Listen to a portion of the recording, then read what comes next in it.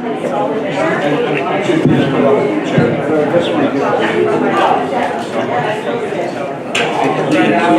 you for joining us for the media panel.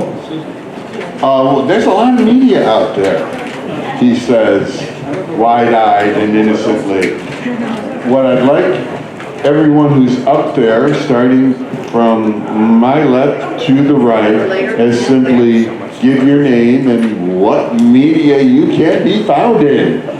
Start with your kid. All right.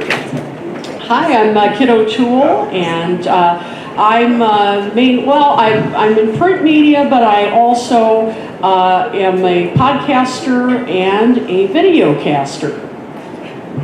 Next. I'm Rob Leonard, and if everyone's taking this, make sure I get a copy. I host Beatles songs every Friday, 8 p.m. to 11 p.m. on 90.3 WHBC. Streaming at nccradio.org, been doing it for 30 years. I also do a podcast, though I call it a talk show on the internet, called the Fab Four Free For All. And that's basically it. And correct me if I'm wrong, but are you recording this session right now? Well, some of it. I got over there, but I see other people doing it. Okay, so just be aware that this is going out into the wide world. Maybe, I don't know. It depends on the quality. Someday. But I believe we're actually streaming live on the Fest channel right now. So, okay, that rumor has it. Continue. Hello, I'm Joe Mayo. I have a channel called Me and Mr. Mayo. I've been doing it for about 11 years now, and I also do a show called Talk More Talk, with also on YouTube. Both of these are YouTube, so I've been on YouTube for a long time. Okay, next. Hi everybody, my name is Andy Nicholes, and I'm the co-host of a Paul McCartney solo podcast, videocast called Two Legs, that I do with my partner Tom Hanyadi, and it's on YouTube. Thank you. Thank you. Go, next. Oh, is it my turn Yeah, already? it's your turn already. I'm Ethan Alexanian. I host a, surprise, surprise, Beatles podcast called Fans on the Run. Thank you. Next. Oh, we have to. We do have another microphone here. Sure. Yep. I have to sit up for this one. Lovely. Hello. My name is Skylar Moody. I'm a Beatles content creator on TikTok, YouTube, Instagram, and I also have my own podcast dedicated to George Harrison, and it's called Apple Scruffs. Thank you.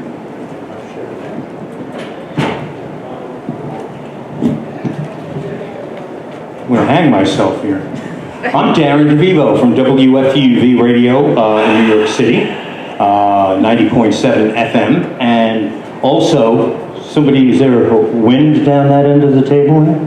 90.7 FM and WFUV.org, and I've been at FUV for 39 years on the air, and right now can be heard 10 p.m. Monday through Thursday nights till 2 a.m. and Saturday afternoons 1 to 4 at WFUV, and I co-host the podcast Things We Said Today. It's me, it's Alan Kozin, it's Ken Michaels. Every other week, we have some fun talking everything about the Beatles. Thank you very much. Now, there's and by the way, as we go through this, you may not be at the table, but if you have some questions that you would like to put to this panel, please be ready with them, because one of my points here is, you have a question? Yeah. Beatles Mania. One of the questions I was going to put to this panel to start with is, 10 years ago, 5 years ago, 2 years ago, 2 years ago maybe not, if the question came up talking about media, the word podcast would not necessarily have been the first words coming out of somebody's mouth, and yet that is almost the assumption as you go across it. Somewhere in your repertoire is a podcast or streaming or something like that. We will get to that in a moment, but right now, as part of the Fest for Beatles fans, I would like you to, I'm going to try not to have tick, tick, tick, tick, tick, but the first one, and then you guys can jump in and out, is if I were a civilian And I define civilian as someone who's not at the fest for Beatles fans. Someone who's heard about this group over the years. What is the image of the Beatles at this point out in the mainstream world? Who are the Beatles? Are they a slice of history? Are they still an active concern? Are they somebody you go see when you're in Las Vegas at the Mirage? Who are the Beatles? So, you want to start us? I'd actually say all of the above. I'm going to, as a good taskmaster, say, well, choose one or two of the above. Okay. I'd say for some, a slice of history, but some, the most exciting band to ever exist. And still are? Yes. Okay. Anybody want to jump forward? Well, Go ahead. I'm going to take the history side because one thing that's happened to the Beatles, in the mainstream, a new record comes out, a box set, people react to articles written in paper, or maybe more on the internet now. But at the same time, on radio, classic hit stations don't play it. Classic rock plays some Beatles, but they don't play any solo music for the most part. At the same time, we're about to hit the 60th anniversary of the arrival in America, and after 60 years, if you look at the history, if you look at like World War II, they had 50 years, and it was a big celebration, but when they got to the 60th, a lot of people would pass, they don't have the first-hand stories, and we're getting to that point with the Beatles, where it's getting to be history almost only. I mean, we love the music, and we're always going to love the music, but it's becoming history, where kids can say, oh, gee whiz, they arrived at Kennedy? What was that? Why did we care? Why did they care? Yeah, and I think that's part of the thing. It's just, it's fading away. It's still there, but it's fading at the same time. And I'm not saying it's a bad thing, but history, once you start writing history, there's certain different angles that pop up at the same time. And to use your Second World War comparison, the First World War commemorations are just off the chart. They're not there, unless you're in Europe or Great Britain. Right. Can you? Yes. And Canada. Okay. We still take World War I very seriously. Okay. I stand corrected. But picking up on this, so who are the Beatles? What are they in our consciousness, in the general public's consciousness? We know who they are in our consciousness. So I thought you have a good point. It's history. So riff on that. Are they history, or are they history and more? I think history and more, because the music is, history, World War II, those things happened. There were huge, historic events in our country, but that was an event, it was horrible, it was a war. Music is forever, right? It's not, though, because a new generation might not connect to it the way they connect to Katy Perry. I'd like to speak on behalf of the new generation and say, excuse me, I'd like to speak on behalf of the new generation and say there is an entire community of fans out there across multiple social media platforms that will continue to Are they being played on Z100? No, but does that matter? What is Z100? No. It's the top station in New York City and the country. But radio is not the same as it was. No, it's not, but it still matters. They don't have to be played on the top stations to be recognized as one of the most influential bands in the We're world. not talking about that. We're talking about the new generation coming in and saying, oh, that's my father's music or my mother's music. And now it's our music. Why do you have two people in their 20s sitting on the panel? I don't know. You set it up. Because they are the next generation of fans. If I may jump They're doing a good job speaking for themselves. So, go ahead, and then there's still a couple people haven't spoken on this question, but go ahead. If I may say so, the Beatles have about as much cultural relevance as radio currently does. Agreed. Did you want to jump in? Yes. Well, then please. I have had my eyes opened here at the fest, a little less so this year, because I know about last year, the panel we had a year ago, and with Skylar leading the way, when it then became obvious to me, my goodness, this band's never going to fade away. And I don't know what it is exactly. The experts can come up with the reasoning why, and the timing, and the 60s, and the era, and the music, why it's happening. We're seeing the new wave in what the Beatles are, their history, but their current as well. And in a lot of the music that I play at FUV, which is mostly all new artists now, the transition is pretty much complete. That when I do play a Beatles song, it's unusual on WFUV, but I hear it in all of these new artists coming out. My goodness, it's the Beatles I'm hearing. The next generation. What is it now? Z? What are they? Z. See, I realize every day as all of this goes on, I realize, boy, I'm getting older. I'm having trouble keeping up with everything. You're older, but just as handsome as ever. Oh, thank you. Kid, I see you ready to jump in. I'm ready. I see the Beatles as sort of, almost still in evolution, if that makes sense. Ken Womack in the audience and there and I co-edited a book called The Beatles, Fandom and the Beatles, available at all fine bookstores everywhere.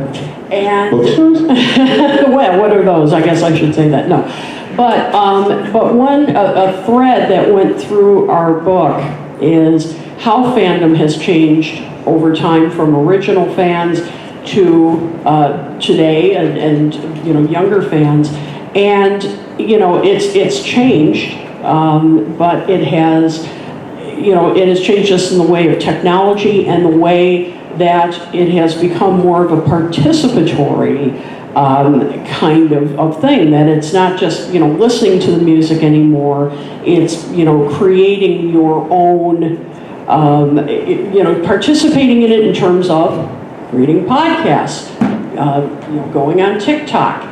I think we've all become more fans, and we're participating in it and contributing to the knowledge about the band. It's become, I'm trying to think of how to describe it, but kind of a living history. The band. So it's ever growing.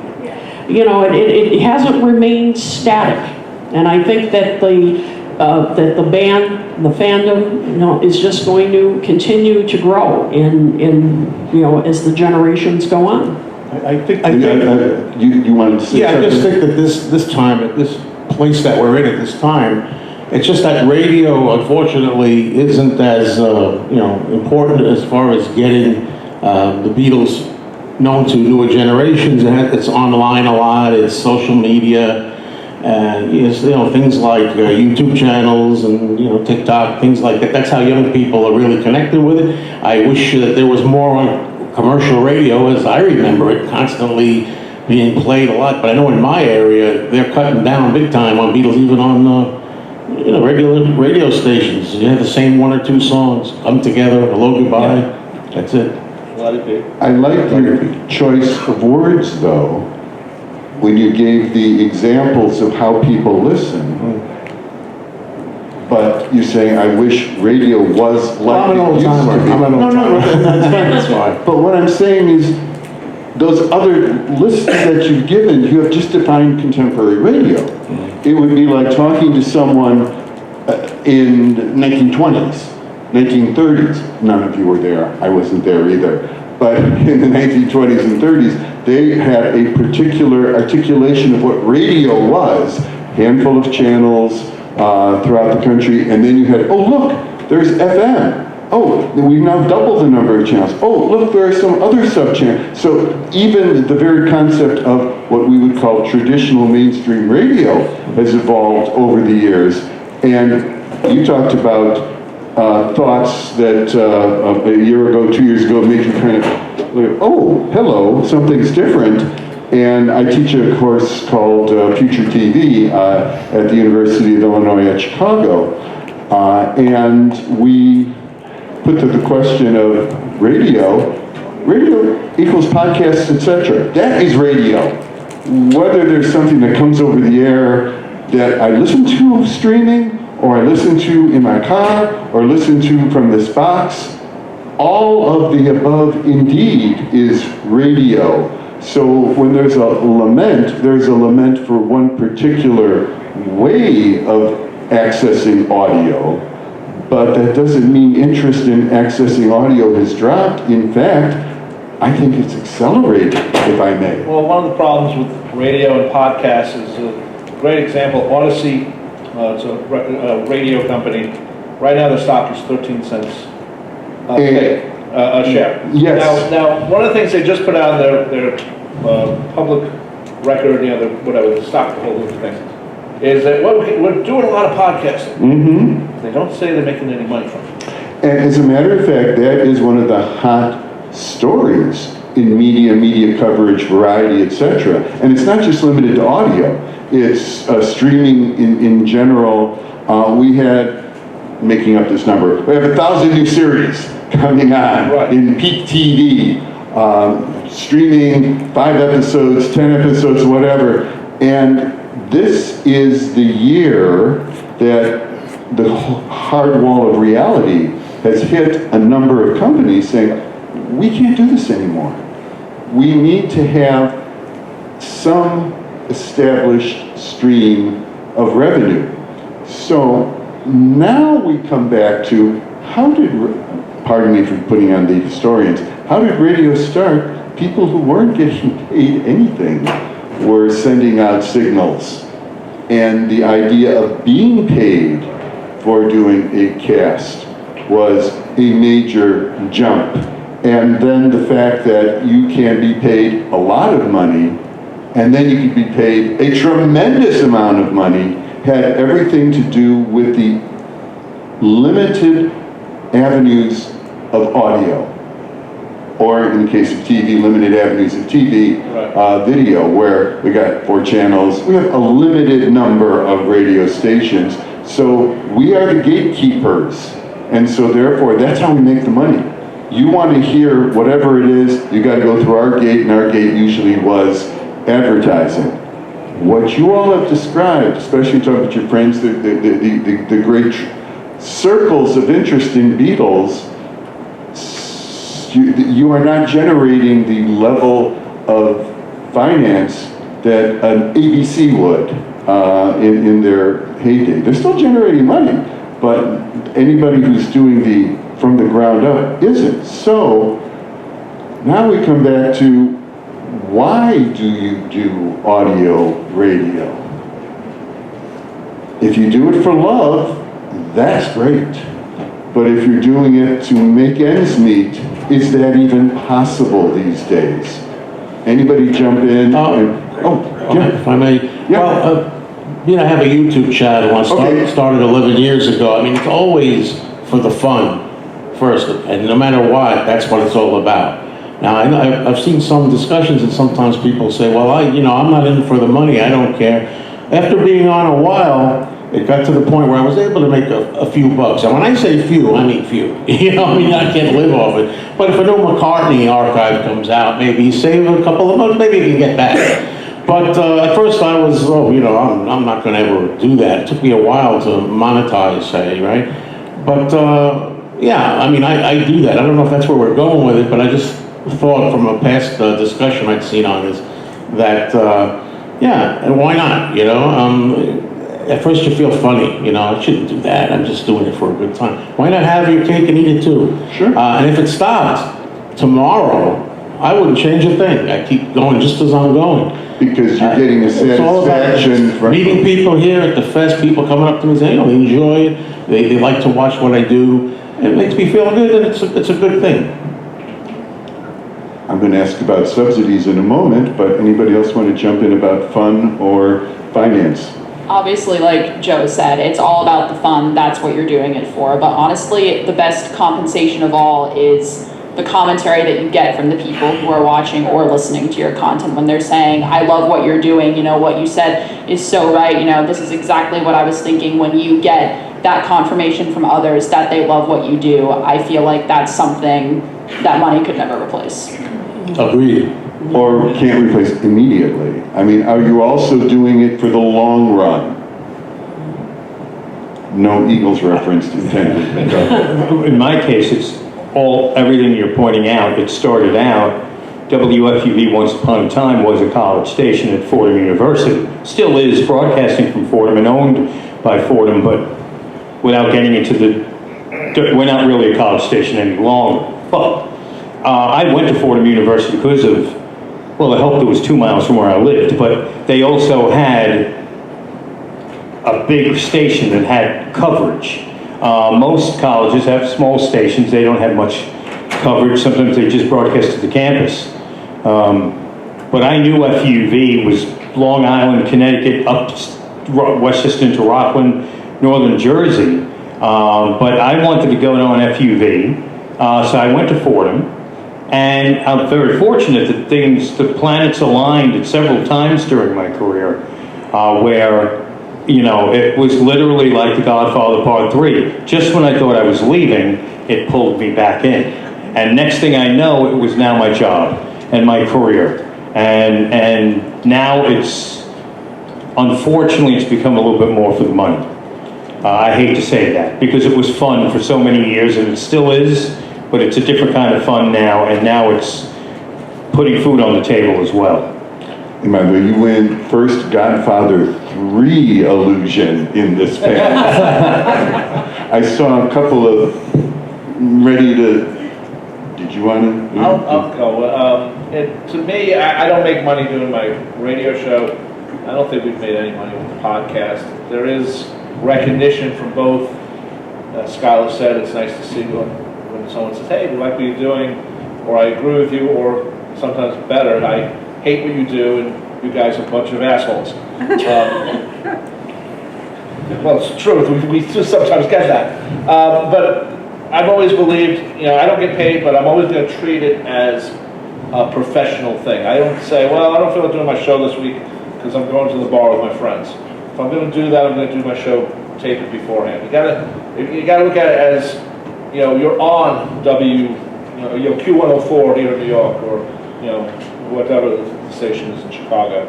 So you got to look like you're doing it for everyone. You know, the Beatles, you know, the podcasting, and all podcasting from many, especially the Beatles stuff, it gets lower. We have a certain number we reach every week. It's not bad, but it's, you know, it's not, you know, Casey Kasem at his peak or something like that. Footnote for history, Casey Kasem was the host of a top 40 Billboard chart review show that played each week and counted down the top 40. America's Top 40. Yep. Yes, go, please. Yeah, I think FM radio was a great thing at one time, and I think you can look at, you know, but it's changed so much now. You look at people creating all this stuff. Look at what radio is now. You're hearing the same recycled songs all the time. Freeform radio in the early '70s, when the DJs could play what they want. Those were the glory days. Those were the glory days. They're gone. And I'm going to get to alternatives in just half a second. That historically, just remember that FM was a reaction to AM. Yeah. Then AM says FM took all of the music shows. We're going to do talk. We can discuss what that led to.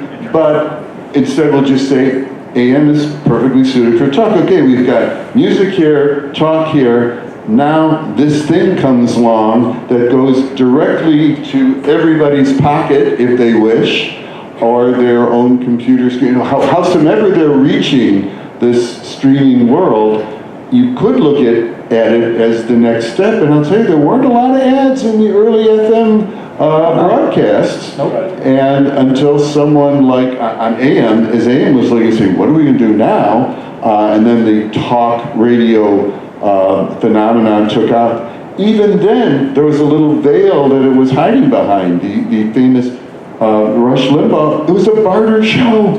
Right. They didn't have to pay for it. The stations that carried it, that changed over the years. But for the most part, it was, we just want the commercials, so here, you get this programming for free. So the idea of, podcasters or people on streaming are not making a lot of money, that's not necessarily fresh challenges. Yeah, go ahead. One of the problems that the podcaster has, if you go to Coca-Cola and say, hey, we get 10,000 hits a week, they'll say, okay, who cares? If you go to the local supermarket. We get 10,000 hits a week. Oh, is it all in Nassau County?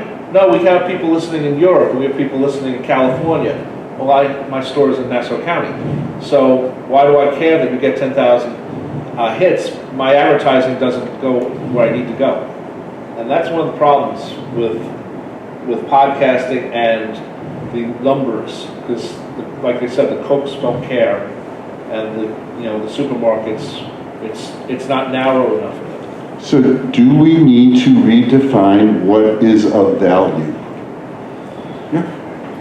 For me, the value in doing my podcast, and I think I said it last year, and I'll reiterate it. I'm just doing this out of love. I don't expect to ever make any money from it. I could. That would be beneficial, but I'm doing this because I love it. And once I stop loving it, I'll stop doing it. Which is actually not that unusual in the history of people plugging themselves into media. If I don't like what I'm doing, I'm going to find something else.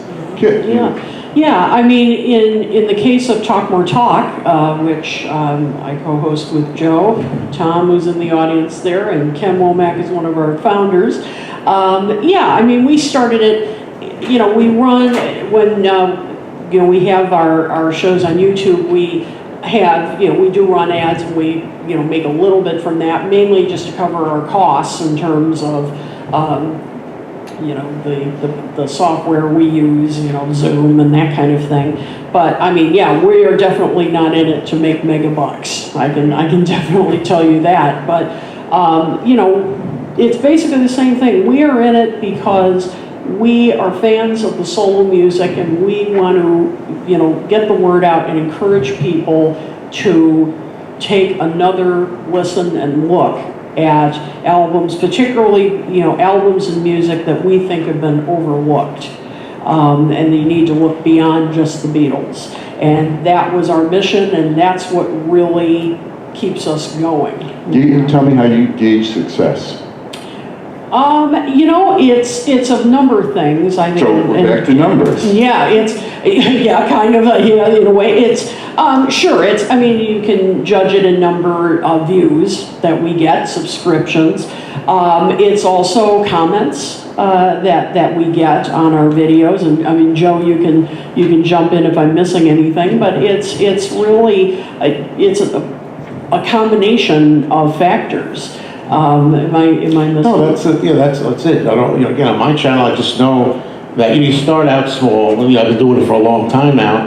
You get maybe 100 views on a video, and now you could get 1,500, 2,000 or more in maybe half a day or something like that. And you get a feeling how many people are watching it, and that takes it also, of course, all over the globe, which is another thing, when you do videos on something, social media, something like that. Now, so what I'm doing right here, I've wanted to do this at the fest for many times. I always said, I wish I could be on a panel about something, and here I've been this weekend, and I mean this is all respect. But then you start thinking the way the world is today, you can have 10 people in the audience, 20 watching, 50 people, but you make a video and you do something about, for example, the marginalizing of John Lennon. I did a video, I feel John's a little, kind of dust a little today compared to how he was. Boom, all of a sudden, everybody's watching it from all over. You can get a lot more views than just in a room. However, there's nothing like having real people here. You mentioned TikTok. When we're starting to kick around numbers, give us some guidance numbers for TikTok. In other words, both as a poster and as a business, as far as you've observed. In terms of how many views I get? Well, not just you, but then the industry of TikTok in general. Well, TikTok in general, to me, I wouldn't say I get too many views. Sometimes I maybe only get a couple hundred or a couple thousand if I'm lucky. If I'm really lucky, then you're pushing towards maybe over 10,000, over 15,000. And you're really not making too much money off of TikTok unless you're getting millions of views and have millions of followers. But again, that's that's not what I'm here to do at the moment. Right now, it's all for the love, and I love that very much. Can you look down the road and say, this is potentially building leverage for underwriting, sponsorship?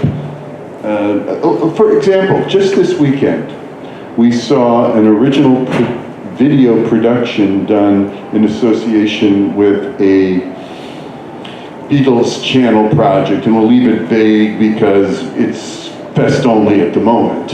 But what if that turns out to be a jumping off point for other projects, other commissions, etc.? Is that part of a long-term view of what your individual podcast can be? I mean, maybe you're working for a pharmaceutical company in the future. You're working for a finance company in the future. You're working for, okay, I saw it, all right. But you see what I'm saying? In other words, you are building your CV, basically.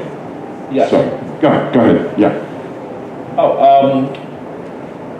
Part of it is, it's almost like you're, I don't want to say practicing, but like let's say there's a documentary. Like years ago, I got a call from NHK, which is Japanese television network. Yeah. And they wanted to do a special on Imagine. And they wanted to have me as one of the talking heads. Now, me being me, I said, well, you know, as much as Imagine's a good song, I really think John Lennon's song is Watching the Wheels, or Give Me Some Truth, or Instant Karma. And they were in my studio, and they started talking Japanese, not knowing what they're saying. Next thing I know, they said, okay, we'll call you, and they left. Now, I probably pissed them off, or I didn't fall into what they wanted to do with their documentary. So, part of doing what we all do is, someone else might say, hey, they have talent or know something, maybe they can help us out. The new Mike Douglas, John and Yoko movie, I talked to the producer the other day, because I know her, I used to work with her. And she told me, you know, they have a lot of things in the thing. They have a lot of footage that we've never seen before. And I said, I wish I had known, you were doing this, because, maybe you could have hired me, because I need a job, or any job, and maybe, I could have helped you. But they already finished it, so. So part of it is getting your brand out, basically. And we've talked about this in past panels, is that you are establishing your brand, and I guarantee you that each of yours approach to the story of the Beatles is a little bit different. You're drawing from different experiences, and you have a different statement that you want to get out there. And so it's really funny how a media panel has changed over the years. Let's make it 10 years ago, would sit there and say, did you see the way that the New York Times covered such and such? Did you see the way ABC television covered? We're talking about something that we, if not own, we do, that we are generating. And whether it's at a over-the-air broadcast station, very traditional, whether it's affiliated with some entity, the Atlantic, New York Times website, where there's an audio component to it, or a video component. We could be affiliated with all that. Could be affiliation with a major university, Ken, etc. You have all of that, and it's more complicated than in the days of 4 major networks and a handful of stations. Now it's you all are declaring, this is what we think is important, and that's what media is. That's just my declaration. You can disagree, but I would ask you this. When I talk about I'm listening to the radio, or I'm listening to music, or I'm listening to podcasts, how does one listen? Does one turn on a source of the audio, and there it is flowing in the background?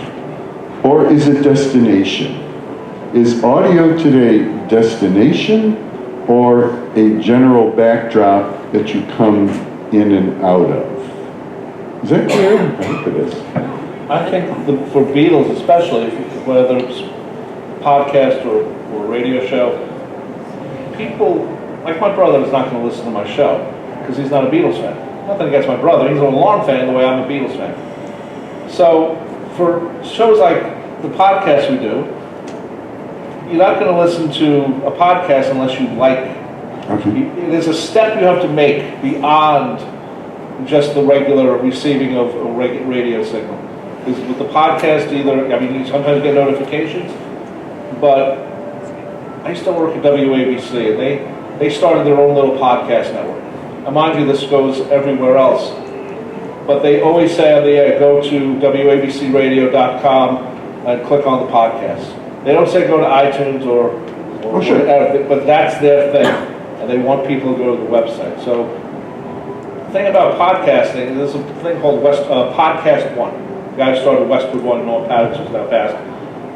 He started it, and it's all celebrities. And it's a one-stop shopping for all these different celebrities who have talk shows on the internet.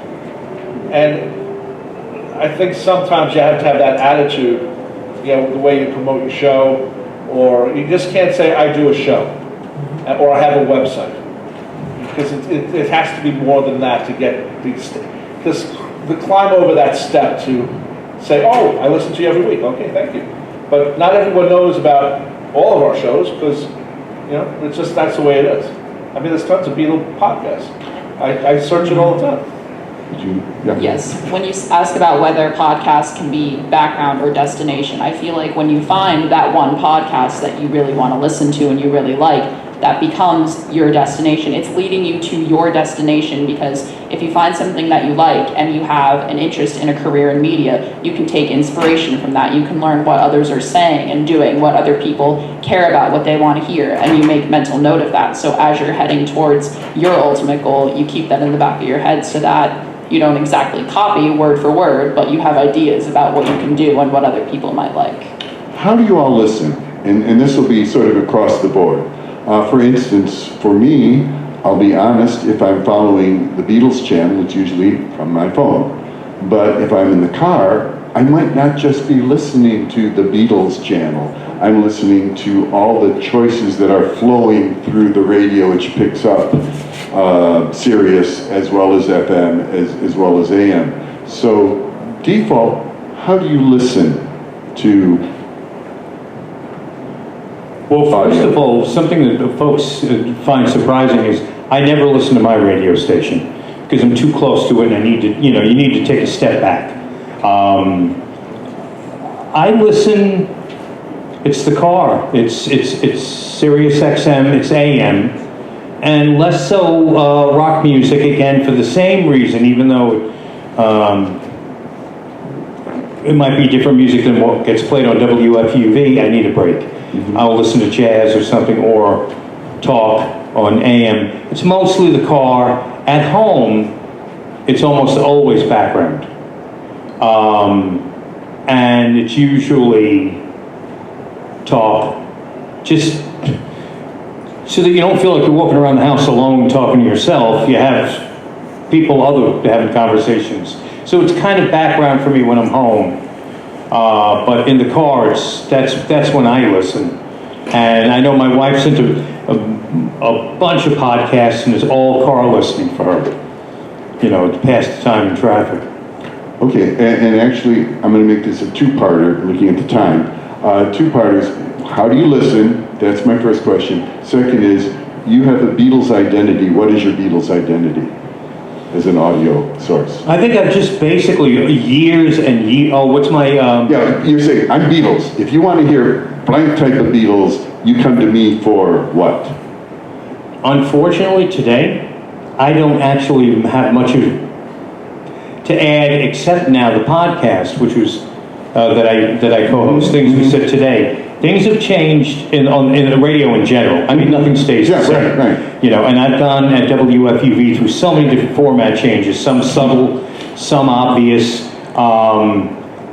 Often artists that we may have played that I've become friendly with 20 years ago might come to me now and say, I got a new record out. You think you could? And I'm like, I have no input anymore. The days of, I think Andy mentioned the freeform radio. Right, I caught the tail end of that growing up in the 70s, but WFUV still kept that going into the 90s. There was nothing better than going on the radio where I could play ELP's Tarkus into Phil Oakes or something crazy like that.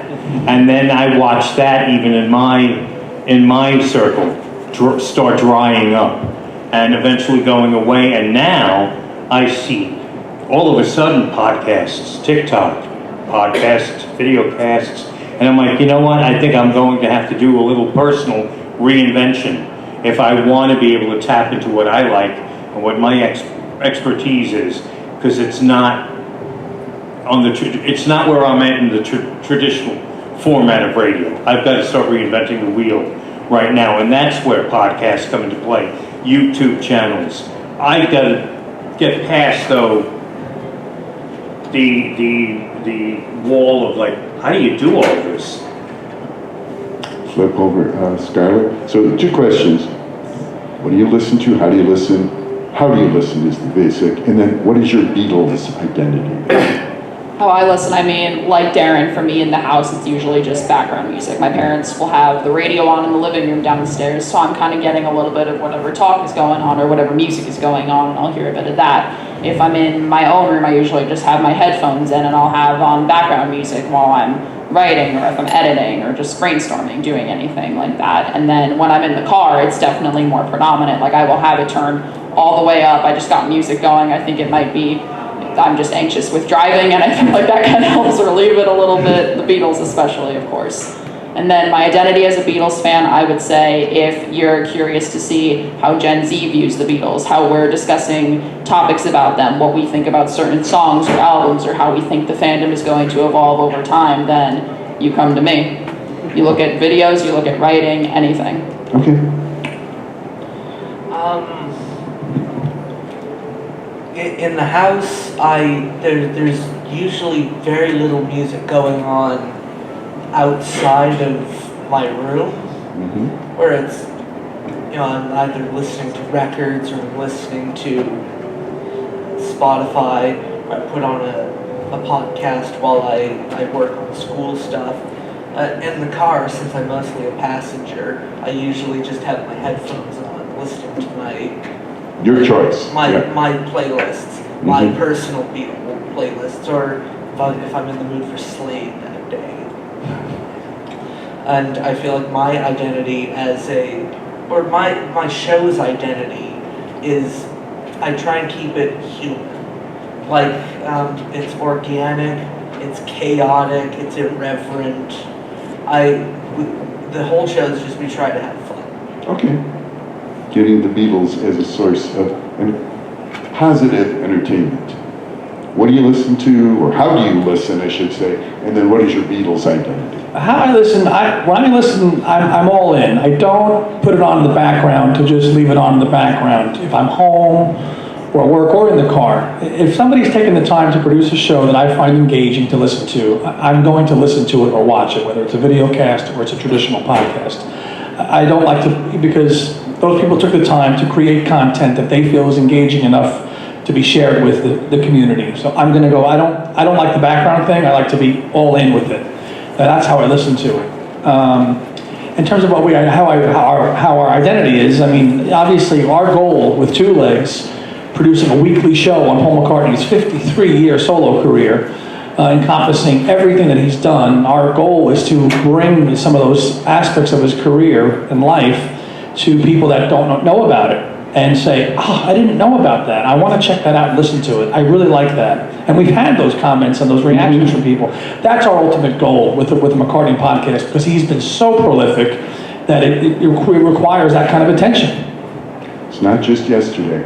All right, well, for me, when I listen to music, a lot of times it has to be in the car these days. I live in a small apartment. The walls are like tissue paper. There's noises everywhere. Until I move into a bigger place, I got to deal with it that way. But I can play it as loud as I want and stuff. And I listen to very little radio except for oldies. WHLI is one of the oldie stations.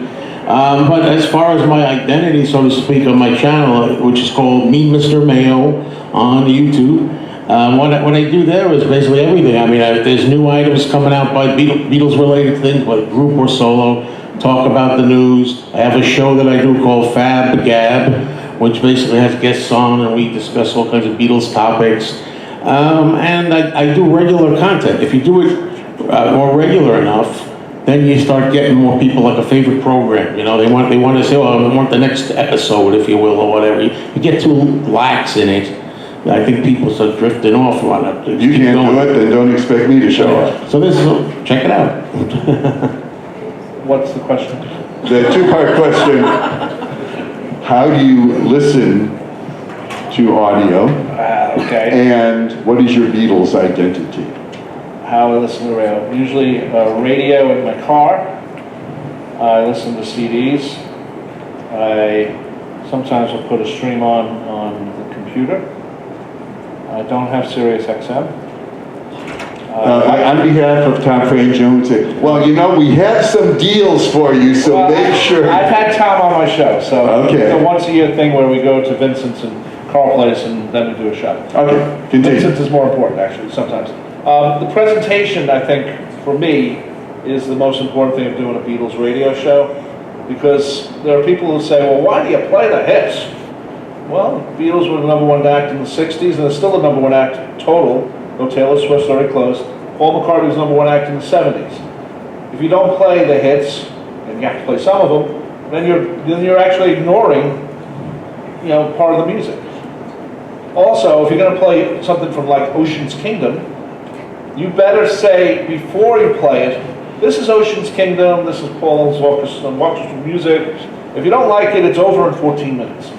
Come back then. And we'll be back with Hey Jude. Yes, but the presentation, I think, is the most important thing if you're doing a Beatles show, because it's easy to fall into the trap of the hardcores, and we're hardcores. Oh, you are. You definitely are all hardcores. Just play, you know, stuff that we don't know.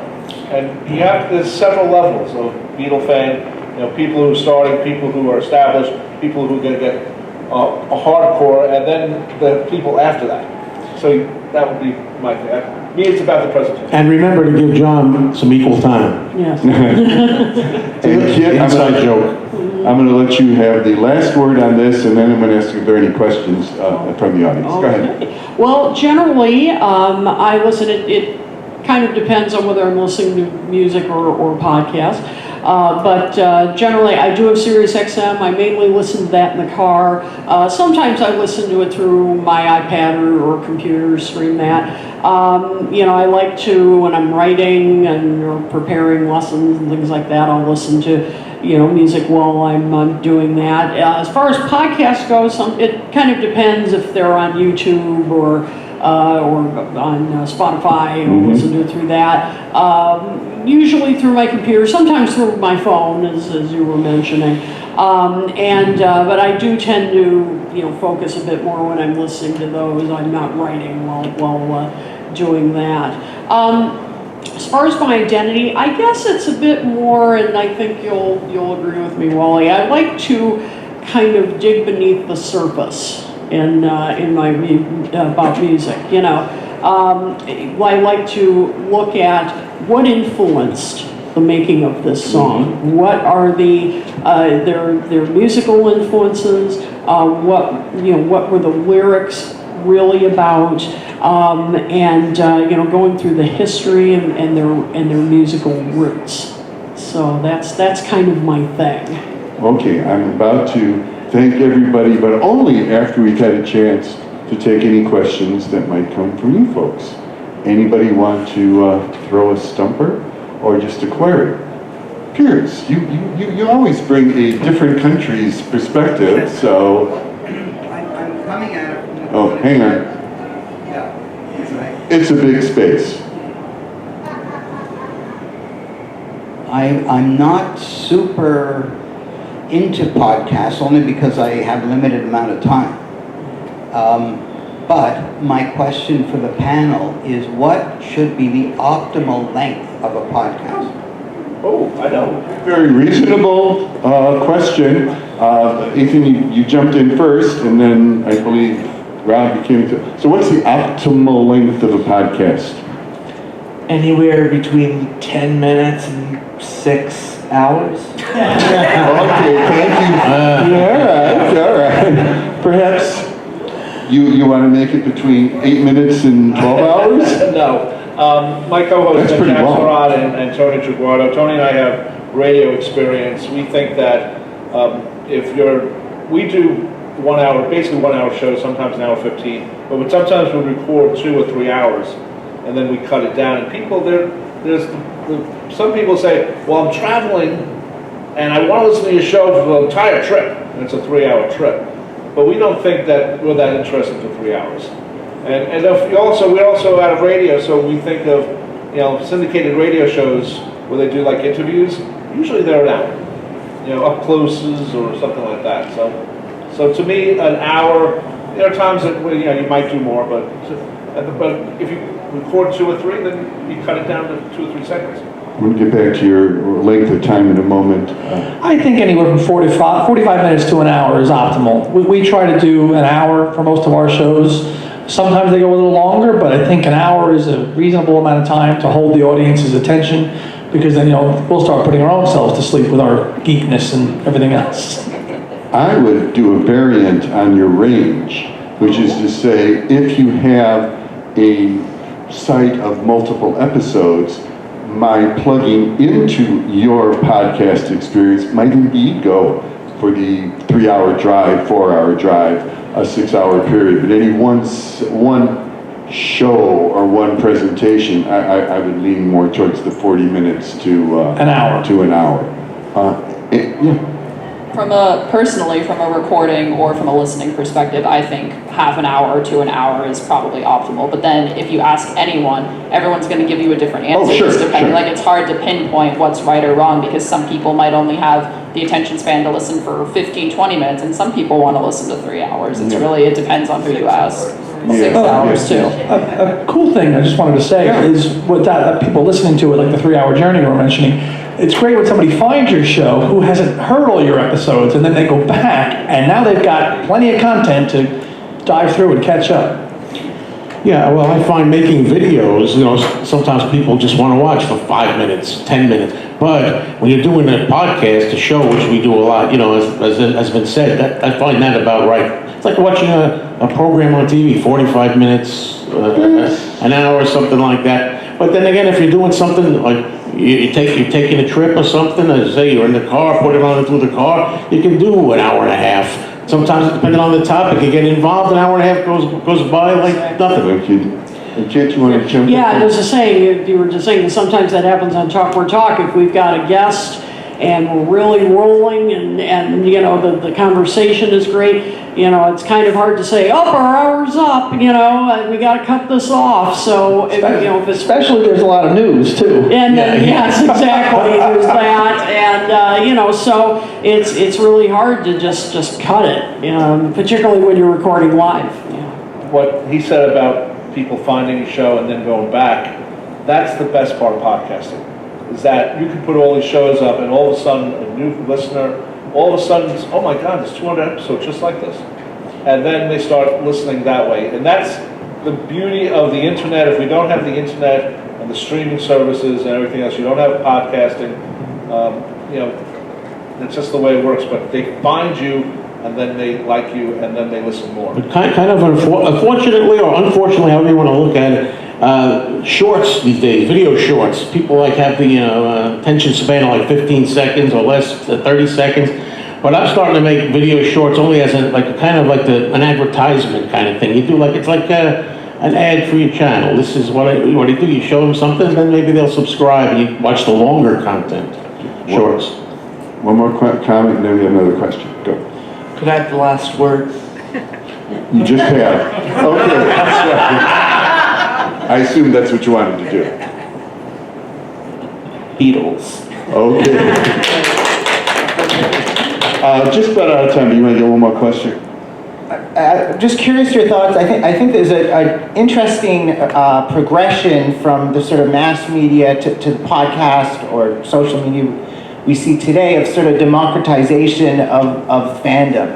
The fans, we can go really deep into the rabbit hole and the niche, and the fans are sort of creating content and finding community and other people to sort of share that interest.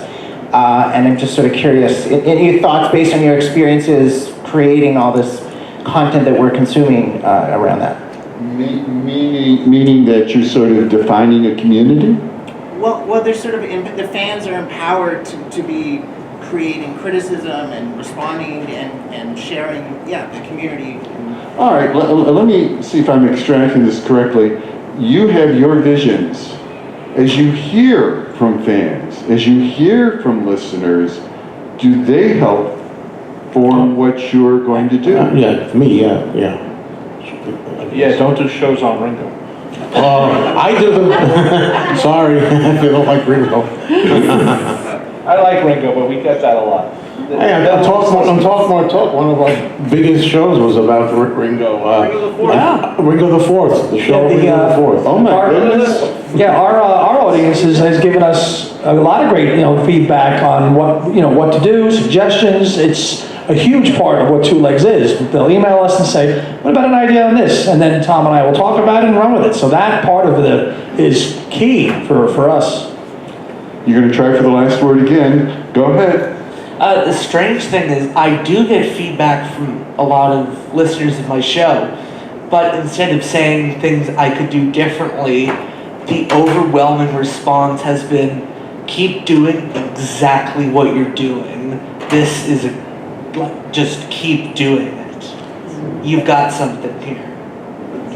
Yes, with social media, I mean, sometimes it can be direct, but for the most part, it's indirect. It's if I decide to post a discussion video about anything, someone could just say, "Oh, I really love this. I really love the way you speak. I love this perspective, blah, blah, blah." And then I know that that's what I have to keep doing because I monitor, I just see the positive comments. It's not someone saying, "Do another video like this," or "Hey, stop doing that." It's really just picking apart what they're saying. And if it gets like a rise out of people, if it gets people talking, if it gets people having constructive arguments, then you know that's what you got to keep doing. But that's part of what the internet is about. They want you to fight more, especially Facebook, the way the algorithm is. The more you fight, the more it gets going. That's part of it. But sometimes one of the problems listening to your audience, especially online, is not everyone comments. And a lot of times, I say most people don't comment. most of the time, a lot of times it's the same people every week. Sure. So I get hundreds of comments all the time. I've just been doing it a long time. You have to be careful. You have to have your own vision. And yes, you should listen to some of your audience or all of it. But you got to remember, not everyone answers. Not everybody thinks the same, obviously. You get people that love what you do. You got me through COVID. I was able to watch your content and everything. Other people like, get a life. Sorry. And I say, why don't you tell me where to get one? So that would be the William Shatner Star Trek parody Saturday Night Live episode. Okay, well, I'd like to thank all of you for sharing your insights. You definitely have a life, and thank you for sharing that life with us.